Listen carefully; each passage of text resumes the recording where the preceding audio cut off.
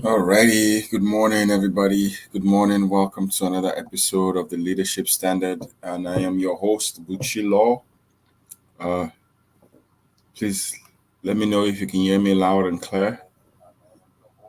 I am your host, Buchi Law, and I'm going to be talking to you today about several issues that border on the situation happening in Nigeria, as well as some other pressing issues that we could talk about today. I want to thank everyone for joining me. Please, if you're just joining, please kindly like and subscribe and follow us on all our Facebook. We're on Instagram, and we're also on YouTube. So please, we would really appreciate if you guys can join us as much as possible so that we can have more visibility, all right, going forward. Today, we will not be spending so much time. We just want to talk about some issues bordering on what's going on in Nigeria, as well as what's going on around the world. This is the Leadership Standard, and I want to welcome you again for joining us. Please, you know what to do. Please keep sharing, keep sharing. Do not stop sharing so that more folks can join us. Welcome to the Leadership Standard.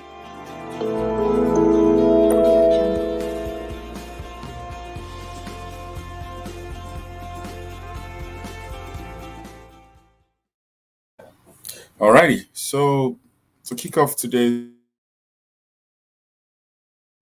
I want to talk about the problems that's going on in the world, especially on how recently Nigerians are being treated globally around the world.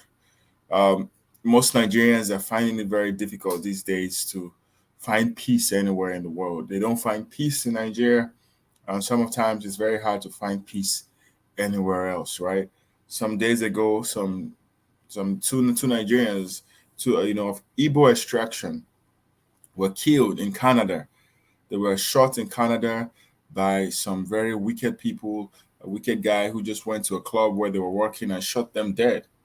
And now there is another story of how, there was this also an Igbo guy too, who was killed by some very, unscrupulous ways. He was killed with bare hands. Alika Ogochukwu, also an Igbo man, killed by a white man. Why nobody did anything?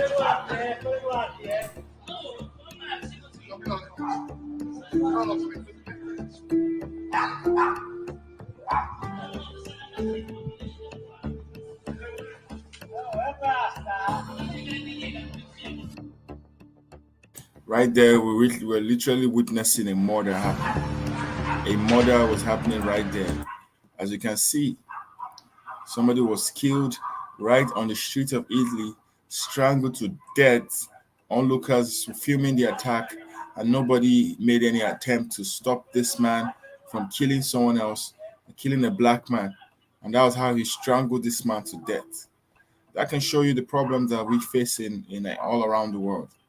As black people, as Igbo people, even as those people who are recognized as Nigerians, it is very difficult to find peace anywhere in the world. People are going about killing innocent people because of of just hatred for the black race. Simple and short. This is all simple hatred for black people. They go around and they kill people because they don't like the sight of black people in their country.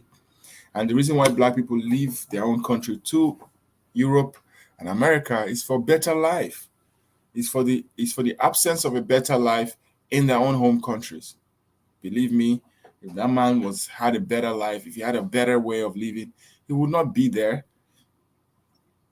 If the man had a better life, better welfare security package in his home country, he will not be working as a street vendor in Italy.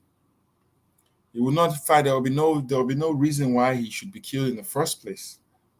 If there was the economic stability for people to make progress in his own country, nobody will leave to any other country. And even if they left, it will just be for vacation, and they will come back again to continue from where they stopped in their own home country. But right now, we have been seeing the influx of people that are traveling out of Nigeria and going to other places to set up shop, set up lives, set up families. The reason why is because of the failure of leadership in Nigeria. The high cost of living, the high cost of welfare, the high cost of everything in Nigeria has affected people to the point that they do not have any other option but to move, to migrate. And when you migrate, it comes with its own challenges. You have to be ready to face your own challenges when you migrate. And when you do migrate, you still have to be ready to face racism, face evil, face corruption, and face all these other problems that still hold the black people down wherever you go to. So I want to wish that man's life, I wish him, I wish his family the sympathy they need, and I wish them all the best so that they can bounce back from this.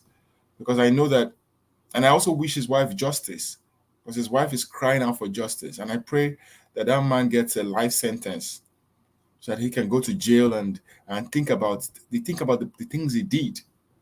But that was just evil. Killing another person in a broad daylight, killing another person in broad daylight is just pure evil.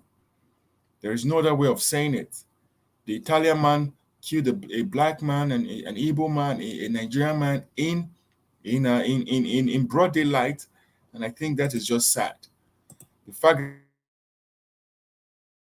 that somebody can, without thinking about the consequences of what they're doing, is what we have continuously seen in Nigeria with the likes of this evil group called Ebubeagu.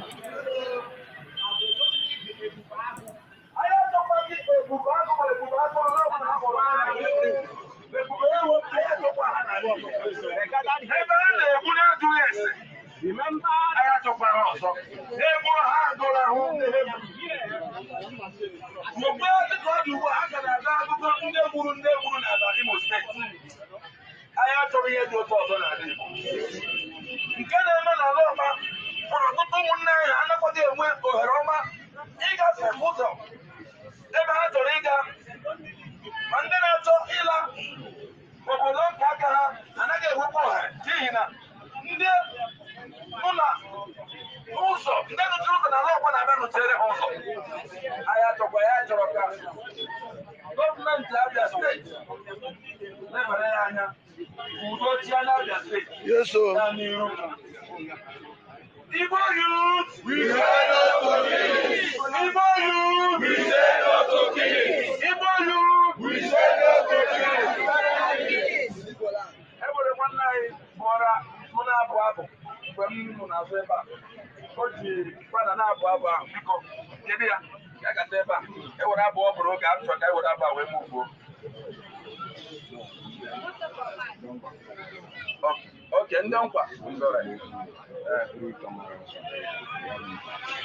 biko ọ bụrụ na anyị pụọ ugbu a, ndị niile na-eji foonu ha na-ese ọ bakwaghị uru ka ị ghara ime obstruct. Anyị nwere ndị na-akọba ihe anyị na-eme, o metụ onye ọbụla gara ịchọzi ego akọpụrịkwa from them, so there's no point ka ị banye onwe gị nsogbu.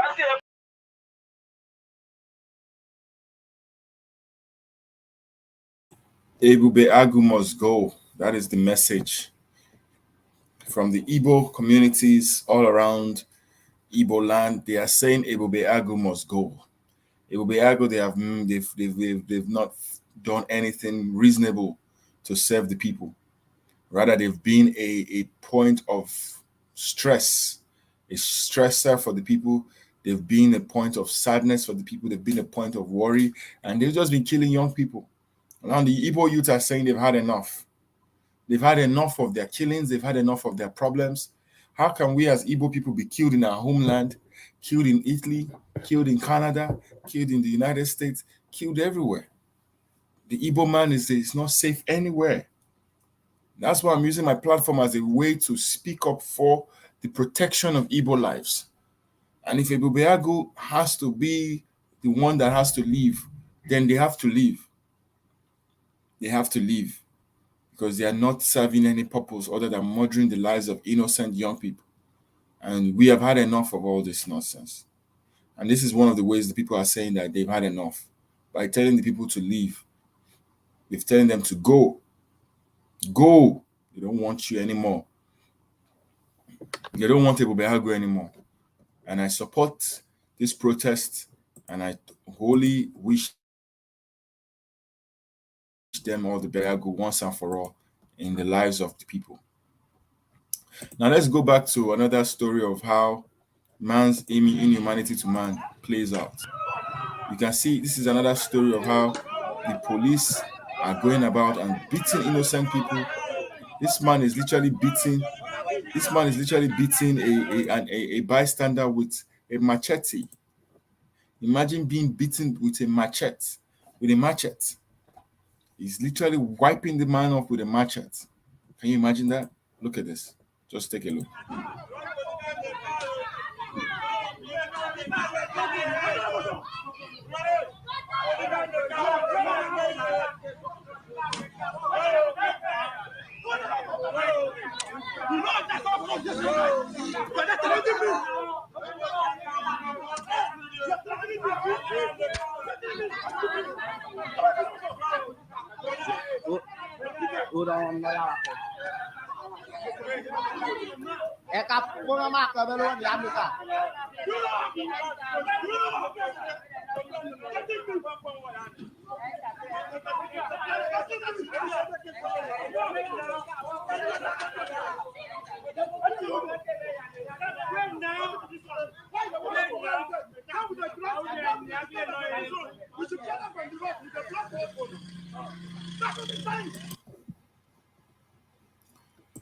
As you can see, a whole police officer beating a civilian with a machete.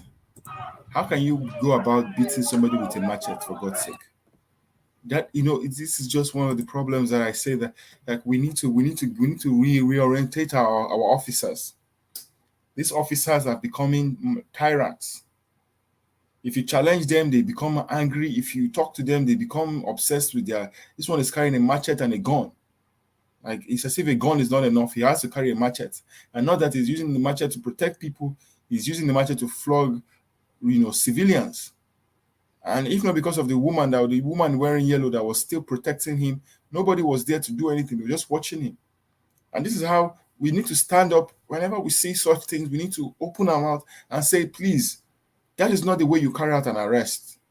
If you want to arrest somebody, then you do the arrest in the proper way. You get the person, in custody. You put him in the van and you take him to the station. And you continue from there. You don't be flogging the person with a machete in the middle of the road, in front of the people. This is why a lot of people are worried when they say that they should end SARS, end police brutality. This is one of the ways you end police brutality. The Nigerian police has to wake up and stop with this harassment and this clowning that they keep doing. This is not why we get police, to be flogging the people with machetes. People get the police so that they protect them, they serve them, they watch over them. So I hope this gets to the authorities and that man is relieved from his job, because he doesn't understand the values of being a police officer. So those are some of the things that I see and I weep. We need a long way to go. We need a long way to go. And some of you also know about this story again of another man's inhumanity to man.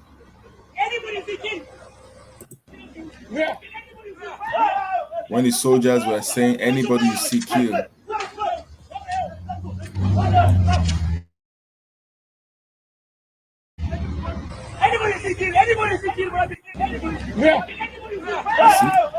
Anybody you see, kill. These are the kind of soldiers that Nigeria has. The kind of officers. After they've done damage in the place, in that city, they still went about to say, anybody you see, kill. That's not how you bring justice. That's not how you bring peace in a community. Or by bringing a decree and saying, anybody you see, kill. What if that person is your father? What if that person is your mother? You can't be out there wishing death on anybody you see, kill, because you are a military officer. That's unprofessional. That is simply unprofessional. This is one of the reasons why I'm saying that the Nigerian government, they need to retrain and keep retraining their officers. because these officers are losing their minds. They are constantly losing their minds, and they need to be retrained on why they have that position. The position is not there for them to kill people, waste lives, torture people, destroy communities. The position is there to serve people. Your position as an officer is to serve people, to serve with love, to serve with understanding, to serve with justice, to serve with peace, to serve with honor. Not anybody you see kill. That's not how you do that. You don't provide justice by wishing death on anybody you see kill. That's not how you provide justice. You only provide justice by ensuring that you secure the lives and properties of the people that you are serving. You provide justice by ensuring that you capture criminals and you give them, a fair trial. This is why it's called a democracy. A democratic system of government must showcase the values of fair trial, of fairness, of fairness. Thank you, Prosper Arinze, for joining us. So that is exactly what we are saying. Now, people are now saying, even the government of Nigeria is now telling the people that, that they're on their own. It's telling the people that they're on their own. Look at this. Look at this. Don't fold your hands and wait for Buhari government to protect you. Defend yourselves like Americans and the Chinese. At the end of the day, they still are telling the people that they're on their own. The same soldiers that should be protecting the people are the ones telling themselves to kill anybody they see. The Fulani herdsmen are coming for the people. Boko Haram are still coming for the people. Police that should protect the people are beating the people. Soldiers that should be protecting the people are telling the soldiers to kill anybody they see. You see why there is a problem in the land? You see why there is no development? Now the governor has now told the people that they're on their own. This is the governor of Katsina State, Aminu Masari, called on Nigerians to take up arms and learn to defend themselves from bandits and terrorists. How do you take up arms when he knows that it's against the law? It is against the law to take up arms.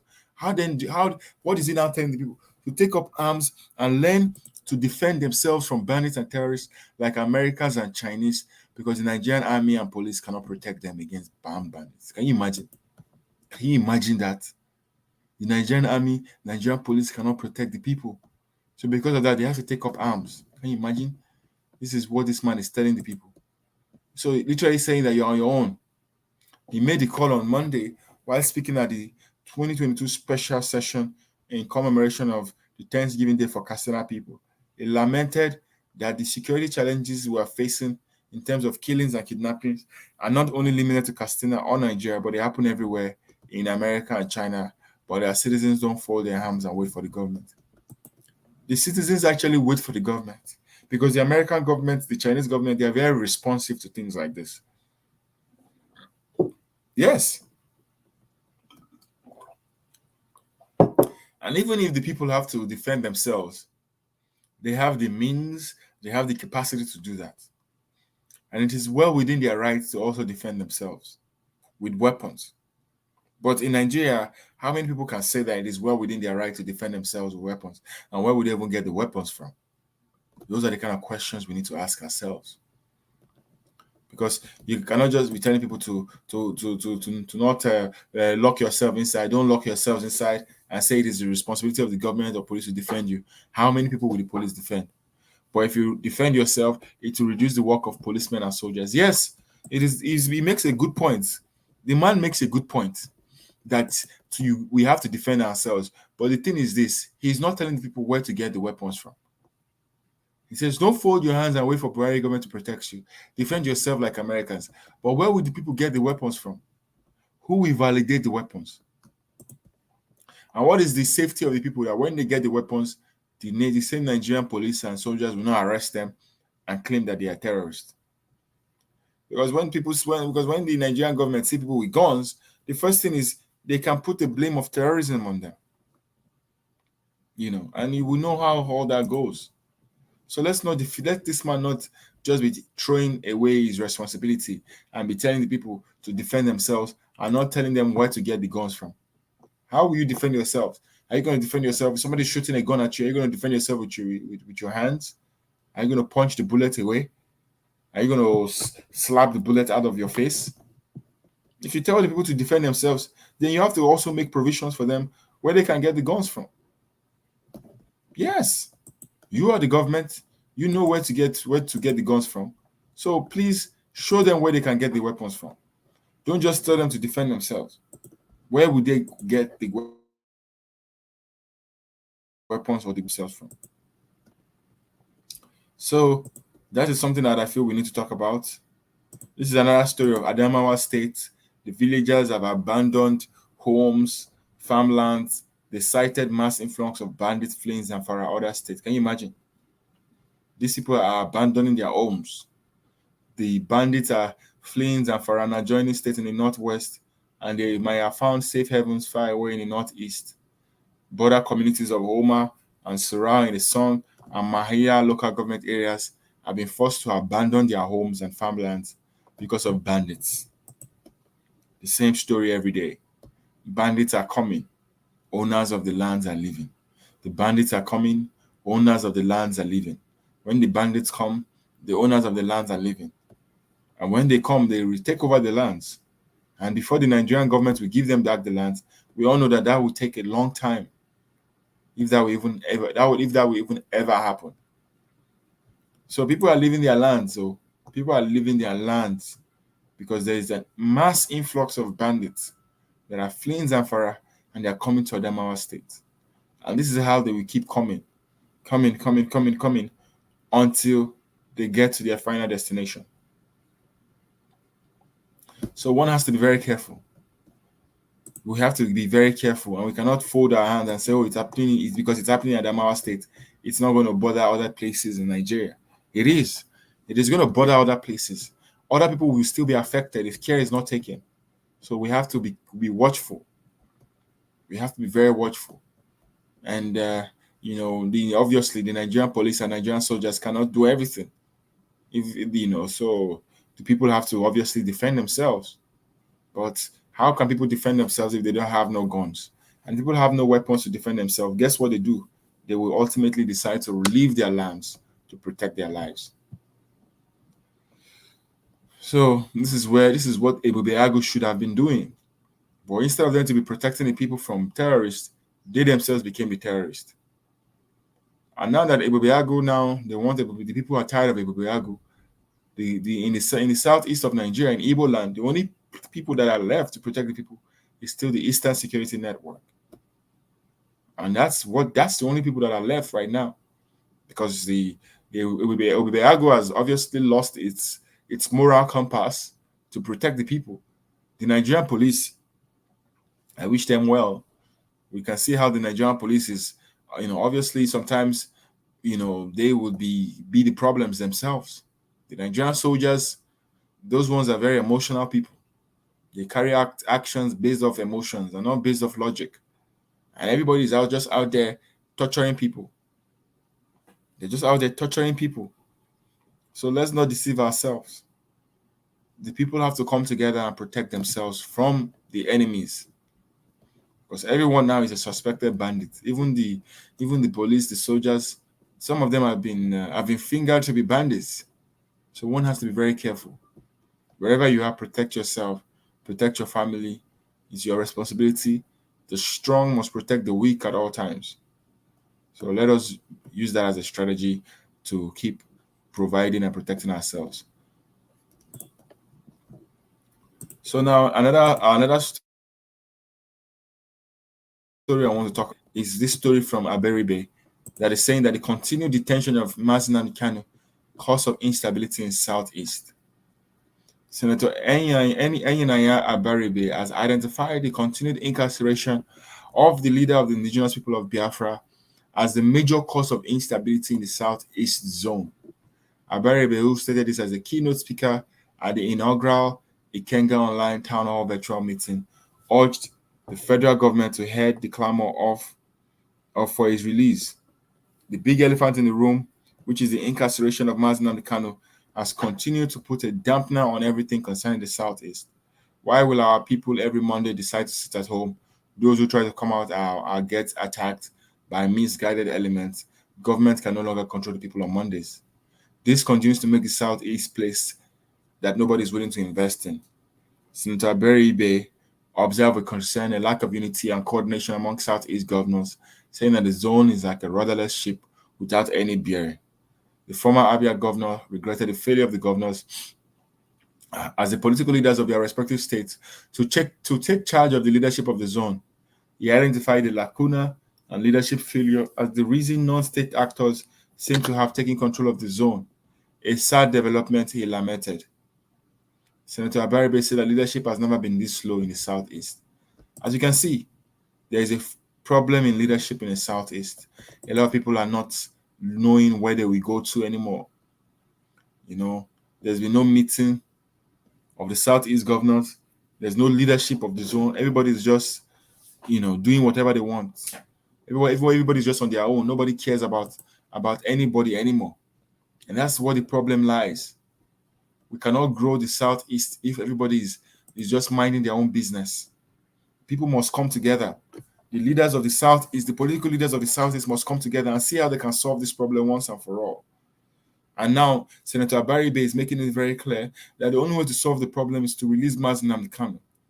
Because it seems like everybody seems to love what Mazi Nnamdi Kanu is saying. I'm not going to say everybody. Some people don't like him. But, most times when he says the things that he says, people actually listen. And if that's what's going to bring peace and prosperity to the Southeast, then it should be. The Southeast needs to grow. They have the capacity to grow. We have the capacity to grow. So why are we not growing? Why are we not growing? That's the question. We need to grow.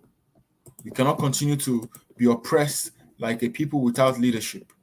We need to wake up from our slumber and ask ourselves, why is it that the Southeast is where it is now today, and what can we do to change it? And these are questions that are viable questions. And if the leadership is proper and right, these questions can be answered effectively. The Southeast, we have millionaires, we have billionaires, we have people who are hardworking, people who have made money out of nothing. We have young people who are making money out of nothing, and we have a huge diaspora, a huge people that are living abroad who also have money. So when it comes to money, money is not the problem. But when it comes to leadership, leadership is the problem. We do not have foresight. We do not have people who have insight. We do not have people who have a vision, who have a collective vision. And there's nothing that is new under the sun.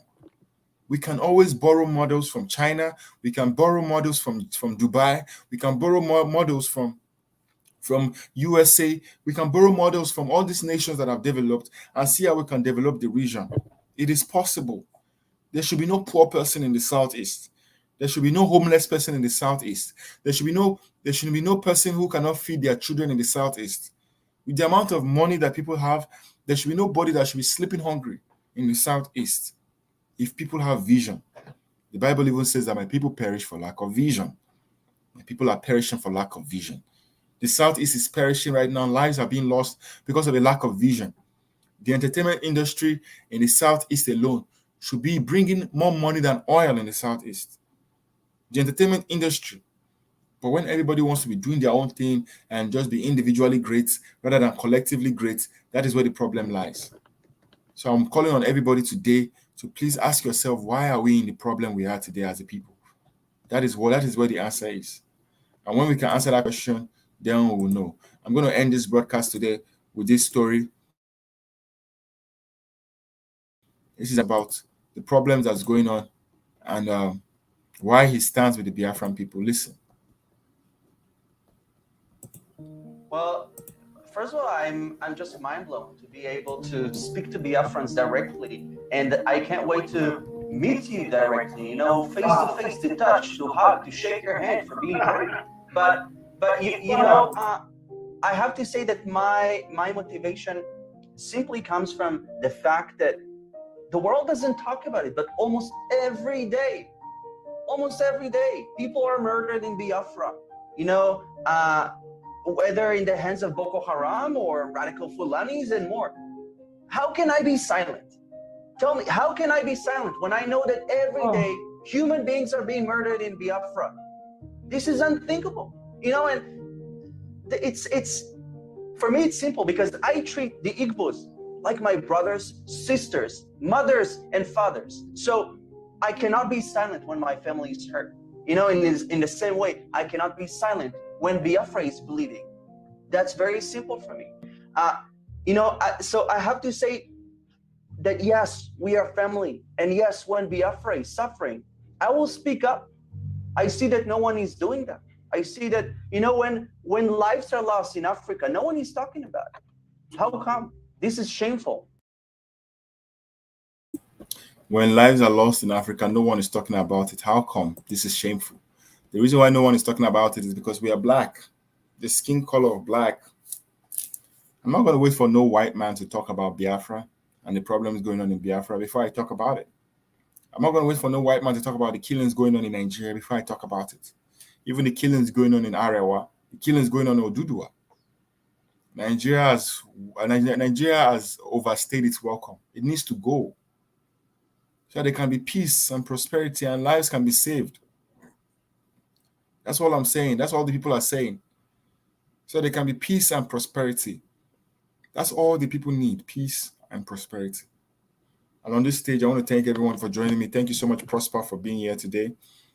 Thank you, everyone that have commented and liked. My name again is Buchi Law. I am an attorney. I am a coach. I'm a leadership coach. I am a writer. I am an author. I am a visionary. I am a strategist. I'm also a comedian. Most people don't know that, but I also make people laugh too. I also MC events. And I'm an Igbo man, a proud Igbo man, a proud Biafran man, that also believes in the existence of other people in Nigeria. I believe everyone has their right to life.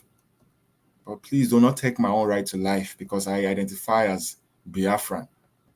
Do not kill somebody else because they identify as Yoruba. Do not kill somebody else because they identify as Hausa.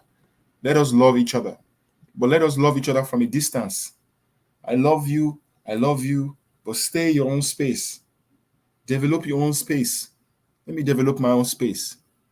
And even if you want me to come and stay in your space, then you respect the laws of the land. The same way the leaders travel abroad and they respect the laws of the land, that is the same way we want people to respect the laws of the land that they go to. Do not trespass on people's land. Do not carry your cows and move on people's land. It is against the law. Thank you, everybody, for joining me. And I want to wish you all a wonderful Tuesday. Stay well, stay blessed.